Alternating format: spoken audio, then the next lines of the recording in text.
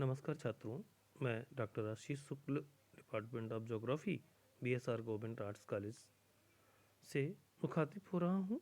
BA third year section D के छात्रों के साथ में, और हम चर्चा कर रहे हैं अपने first paper geography of Asia के टॉपिक प्रमुख देशों पर चर्चा के क्रम में आज ले रहे हैं टर्की।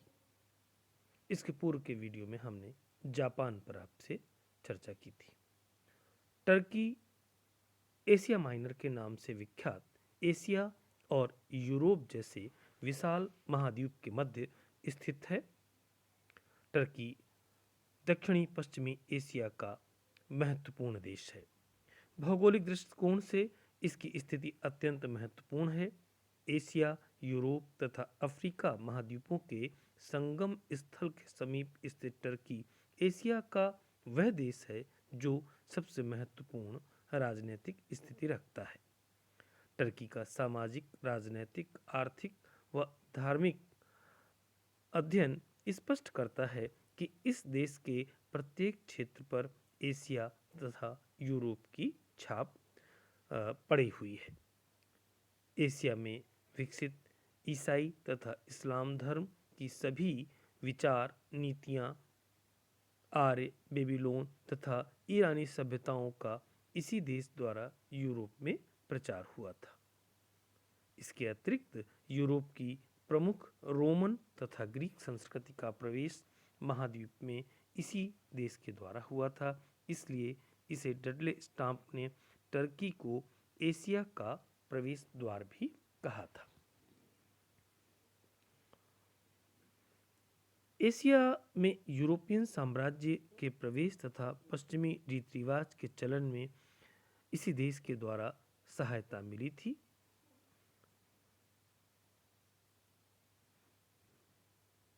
टर्की एशिया महाद्वीप के दक्षिणी पश्चिमी भाग में यूरोप तथा एशिया महाद्वीप के संगम स्थल पर है। इस देश का कुछ उत्तरी पश्चिमी भाग यूरोप महाद्वीप के अंतर्गत स्थित है। भौगोलिक स्थिति के अनुसार यह तीन ओर से सागरों से संबंधित है। उत्तर में काला सागर, पश्चिम में एजियन सागर तथा दक्षिण में भूमध्य सागर इस देश की प्राकृतिक सीमा बनाते हैं।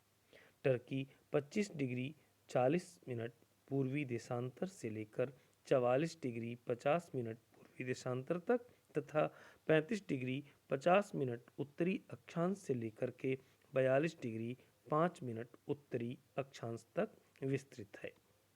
टर्की का कुल क्षेत्रफल 7,83,562 वर्ग किलोमीटर है।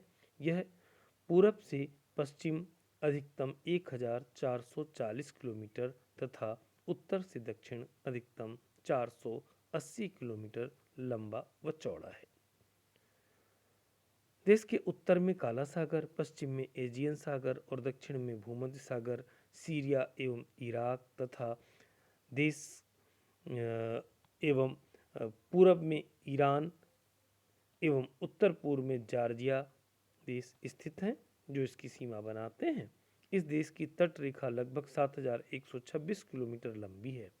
समस्त टर्की का लगभग 98% भाग एशिया महाद्वीप में है, शेष यूरोप महाद्वीप में। टर्की के यूरोपीय भाग में यूरोप की संस्कृति की झलक परिलक्षित होती है, जबकि एशिया में स्थित टर्की में एशिया की संस्कृति के छाप मिलते हैं। धरातलीय दृष्टिकोण से बात करें तो एशिया महाद्वीप में मिलने वाली अनेक धरातलीय विभिन्नताओं की भांति टर्की में भी अनेकों धरातलीय विभिन्नताएं हैं। सागर तटों पर संकीर्ण मैदानों की स्थिति, उत्तरी एवं दक्षिणी भाग में पठारी श्रेणियों का विस्तार तथा मध्य भाग में स्थित एशिया माइनर अथवा अनातोलिया का पठार टर्की की धरातलीय रूपरेखा की झांकी प्रस्तुत करते हैं। सामान्यतः यह एक पठारी प्रदेश है। धरातलीय स्वरूपों में सबसे महत्वपूर्ण स्थिति अनातोलिया के पठार की है। इसे एशिया माइनर भी कहा जाता है। इसके उत्तर में पॉन्टिक पर्वत श्रेणी तथा दक्षिण में टारस पर्वत श्रेणी स्थित है।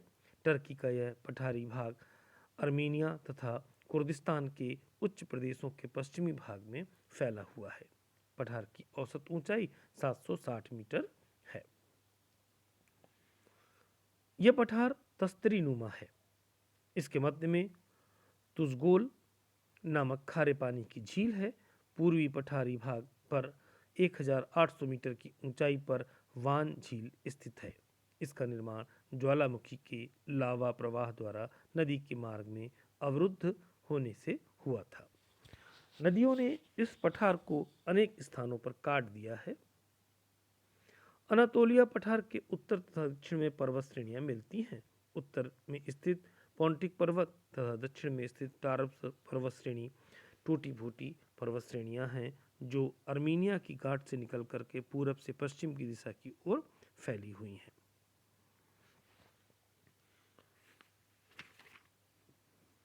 टर्की के उत्तरी पश्चिमी एवं दक्षिणी पश्चिमी भाग में सक्रिय समुद्र तटीय मैदान हैं।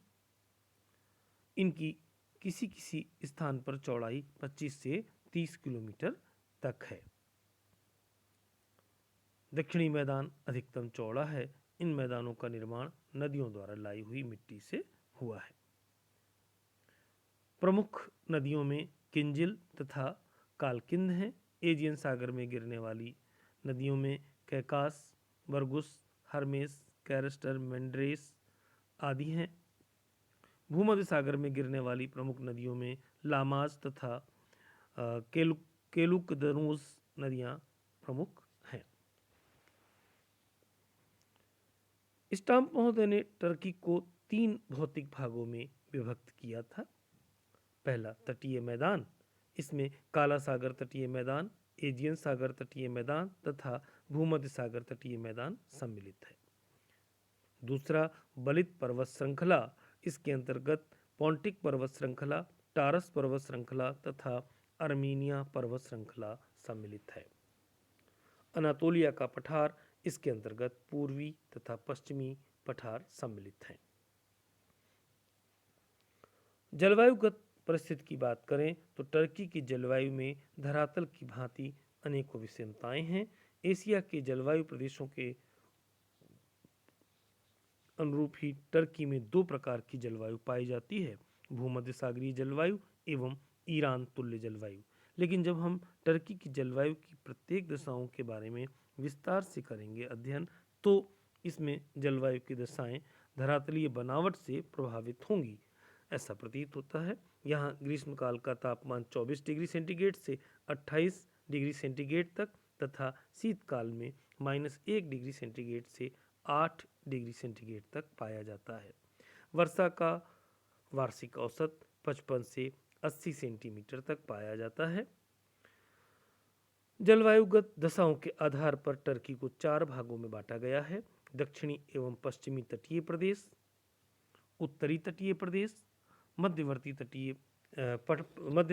पठारी प्रदेश, पूर्वी उच्च अर्मीनिया का प्रदेश।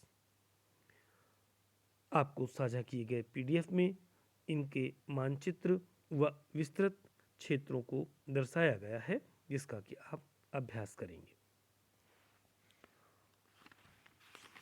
जलवायु व धरातल के दृष्टिकोण से भी बात करें तो यहाँ की जलवायु धरातल की विषमताएं टर्की की प्राकृतिक वनस्पति में भी विषमता ला देती हैं। अनातोलिया के पठार पर मिलने वाली वनस्पति प्राकृतिक घास है। नदियों की घाटियों में कुछ वृक्ष उगाते हैं। टर्की में केवल 13.2% भाग अथवा 101.8 लाख हेक्टेयर भूमि पर वन फैले हुए हैं, जो उच्च पर्वतीय स्थल या सागर तट पर हैं। टर्की की भूमध्य सागरीय जलवायु वाली समुद्र तटीय पेटी में शीतोष्ण शुष्क सदाबहार वन मिलते हैं, जिनमें ओक, साइप्रस, सीडर, चेस्टनट प्रमुख हैं। कम वर्षा वाले भागों में झाड़ियों वाले वन तथा कटीले वृक्ष मिलते हैं। इन वृक्षों की जड़ें बहुत लंबी होती हैं, जिससे कि ये मिट्टी की गहराई से नमी प्राप्त कर सकते हैं। इनमें संतरा, अंजीर, नींबू और अंगूर प्रमुख हैं। पहाड़ी भागों में ऊंचाई के अनुसार वनस्पति में अंतर आ जाता है।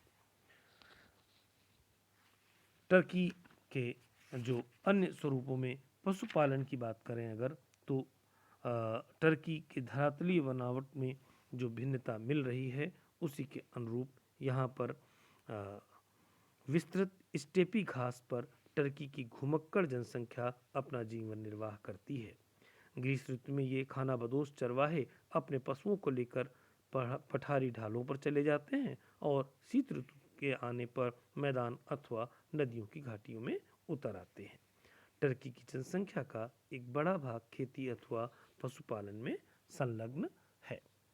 टर्की में लगभग 10 करोड़ से अधिक पशु हैं, जिनमें सर्वाधिक संख्या में भेड़ों का स्थान है। दूसरे स्थान पर गाय व बकरियां आदि आते हैं। इसके शेष पहलुओं पर चर्चा हम, जिसमें कृषि है, उद्योग है, खनिज पदार्थ है, हम आपसे अगले वीडियो में चर्चा करेंगे। धन्यवाद।